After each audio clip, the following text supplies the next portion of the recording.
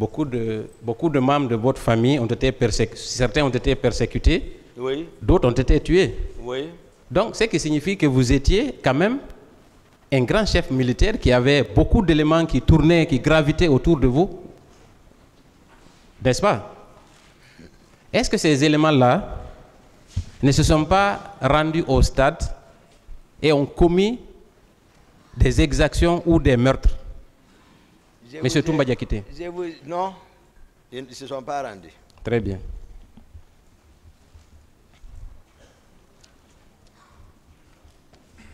Est-ce que, monsieur Toumba Diakité, pour finir, Merci, maître. est-ce que vous n'êtes pas allé au stade pour un premier temps, pour réprimer la manifestation? Quand les choses ont dérapé, vous avez cherché un alibi pour vous en sortir? Non, maître. Monsieur le Président, je vais m'arrêter là et passer la parole à mes autres confrères qui vont certainement continuer l'interrogatoire, puisqu'il est important de dépasser le cap de l'émotion pour rechercher la vérité. Je vous remercie.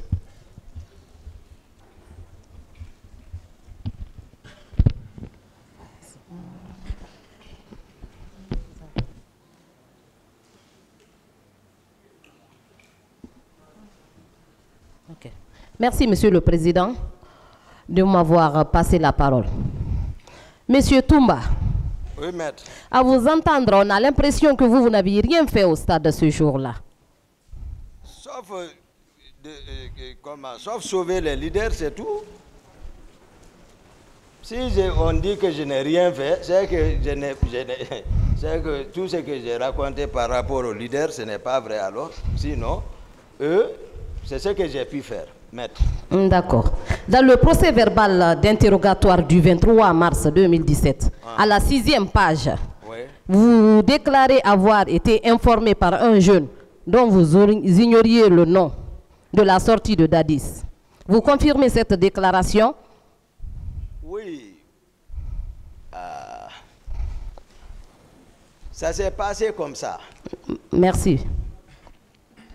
Est-ce que vous avez pris la peine de vérifier cette information avant de sortir? Et je vous ai dit, j'étais d'abord pour un premier temps avec le président. Lorsqu'il a envoyé pour m'appeler, Marcel est venu me appeler, je sais dans quel état d'âme je l'ai laissé. Non, monsieur Toumba, ma question est bien précise. Est-ce que vous avez cherché à avoir l'information sur laquelle le président Dadis... C'était crédible.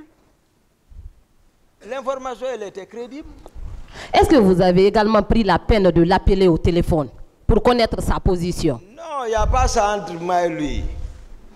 Il n'y avait pas ça. Appel téléphonique? Oui. Non, il n'y a pas ça entre moi et lui. Donc vous avez préféré sortir comme ça, vous promener à travers la ville pour le rechercher? C'est pas préféré. C'est pas préféré. Je vous ai expliqué comment étaient les protocoles de sortie à l'époque. C'est normal de me croire. C'est ce qui caractérisait la présidence. Ce n'est pas provoqué par quelqu'un d'autre si ce n'est pas lui. Je vous ai expliqué comment d'habitude, il arrivait parfois, je le cherchais. Il sait, à Imbaya, je le cherchais, je ne l'ai pas trouvé. D'accord, je poursuis. Vous déclarez à la même page que c'est vous qui aviez récupéré et sauvé certains leaders politiques, donc entre autres, M. Sidia Touré, Jean-Marie Doré, Mouktar Diallo, Baouri, Lounzeni Fall et certains de leurs militants. Oui. Mais est-ce que toutes ces personnes-là pouvaient se retrouver dans le même véhicule? Il y avait même plus qu'eux-mêmes. Ce n'est pas eux seulement là. Donc votre véhicule, c'était un camion ou... Non, c'est une 4x4 version américaine, c'est-à-dire même derrière là où il y a place des bagages là. Donc, ils étaient derrière, ils étaient superposés. Comme superposés. Eux-mêmes, ils n'ont qu'à venir expliquer. C'est-à-dire, si c'est pour vérifier la véracité, qu'ils viennent nous expliquer clairement, on nous enlève dans le contour là. Ils étaient tous dedans. Monsieur Diakité, en attendant que ceci ne soit là, répondez aux questions. Merci, Merci, Monsieur le Président. Donc, ils étaient dans le véhicule. D'accord. Oui. Vous déclarez également qu'étant en face de l'université, Oui. que c'est à ce niveau que Marcel et ses hommes sont venus vous retrouver. Vous confirmez cette déclaration aussi? Oui. Après, moi j'étais un peu devant l'université, avant le terrasse. Voilà, l'espace là où juste pouvait, en face, à la hauteur même de là où se trouvent les photocopieuses là, en allant à gauche, à ce niveau, moi je suis arrivé là-bas. Donc, voilà. Mais quant à Marcel, lui le déclare n'avoir jamais mis pied au stade. Qu'en dites-vous? Voilà.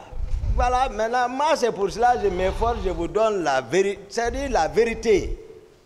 C'est ce que moi je suis en train d'expliquer. Tout ce qu'ils ont fabriqué là contre moi, ils ne peuvent plus, c'est-à-dire modifier ça.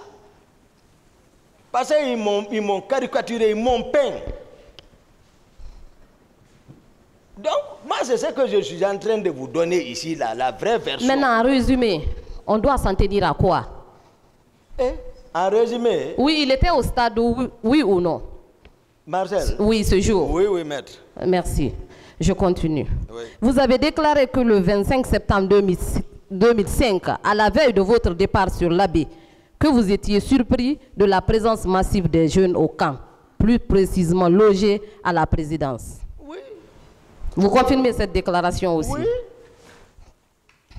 En outre, dans la même journée, le groupe de la garde parallèle composé de capitaine Gono Sangaré et autres se sont dotés à partir du magasin d'importants lots d'armes. Vous confirmez cette déclaration aussi? Oui. Est-ce que ce n'était pas des actes préparatoires pour les massacres du 28 septembre? Bon, moi je ne peux pas dire des actes préparatoires, mais il y a d'autres choses. C'est des actes préparatoires parce que si ça se matérialise sur le terrain par ça, donc c'est des actes préparatoires. D'accord. Vous déclarez qu'au domicile de capitaine Gono Sangaré, il y avait une cinquantaine d'hommes bizarrement habillés avec des coris. Oui, c'est des centaines, pas cinquantaines. Comme ça, peut-être dans le procès verbal, d'accord. Mais ça dit tout, parce que je ne pouvais pas dénombrer. Moi, j'ai été surpris de découvrir ceci là-bas. D'accord. Et qu'ils ont même fait disparaître le président Dadis pour un moment. Ils se sont cachés de moi. Qu'est-ce qui prouve que c'était pour un rituel, mais pas pour une réunion préparatoire? En tout cas, franchement, ça, ils se sont cachés de moi, ils ne sont revenus qu'à 5 h du matin. Est-ce que ce n'était pas une réunion préparatoire pour les massacres du 28 septembre? Je ne saurais le dire, le président même est mieux placé pour répondre ça.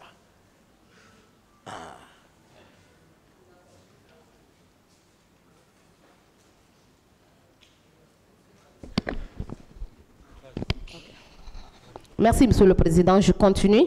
Vos déclarations également, selon lesquelles il y avait des jeunes bizarrement habillés avec des coris, sont effectivement confirmées par certains partis civils dans les procès-verbaux d'interrogatoire. Selon vous, quelles sont les personnes qui ont recruté, habillé, armé et infiltré? Je vous ai donné les noms Gono Sangaré, Oui. et Théodore, Oui. et les Makambo, et tous ces dont les noms j'ai cité ce matin-là, ce sont telles affaires-là. Gono, c'est l'intendant particulier. Tout le monde sait qu'il y avait un recrutement massif de l'air devant chez lui là-bas. C'est comme ça, c'est eux qui ont recruté sous l'ordre du président Moussa Dadis Camara. Et de façon sélective. C'est ça la particularité. Il y avait une particularité, ça c'est clair. Même là où je parle aujourd'hui, les militaires même m'écoutent, ils savent que c'est la sincérité que je suis en train de m'efforcer à faire comprendre la cour. Sincèrement, je ne cache rien. Je ne me protège même pas. D'accord, Monsieur Toumba. Ouais. Vous déclarez avoir vu à Bellevue le colonel Claude Pivy dans votre audition, alors qu'ici vous parlez de Hamdallah. Oui, c'est le même secteur. Bellevue, c'est pas Hamdallah. Bellevue, devant Lavaz là-bas. Lavaz. C'est après Hamdallah, devant Lavaz. Après Lavaz. C'est là où vous avez rencontré le... Oui, il est ici. D'accord. C'est pas...